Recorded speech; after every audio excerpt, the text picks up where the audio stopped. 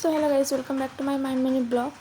আর দেখো এখানে আমার বর আমাদের বাড়িতে চলছিল চড়কের সন্ন্যাস।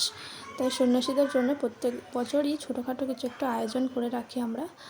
প্রত্যেক বছরে আমরা স্লাইস ফুটি প্রায় 30-35টা এনে ওদেরকে বিতরণ করি, সেবা দেওয়া হয়। এবারে আমি বলেছিলাম যে ওদেরকে লস্যি দেওয়া হবে, তাই আমার বর এখানে 20 কেজি দুধ মানে টক দই নিয়ে এসেছিলো। আর এই যেখানে দেখো চিনি, বিট নুন, স্ট্র, গ্লাস এনে রেখে দিয়েছিলো। আর দেখো যেদিনকে ফল ভাঙা সেদিনকে ওরা আসবে, তাই এখানে 1 কোয়ার্টার বরফ নিয়ে এসেছিলো। আর বাদবাকি ফ্রিজে জল দিয়ে ওদেরকে বিতরণ করা হবে।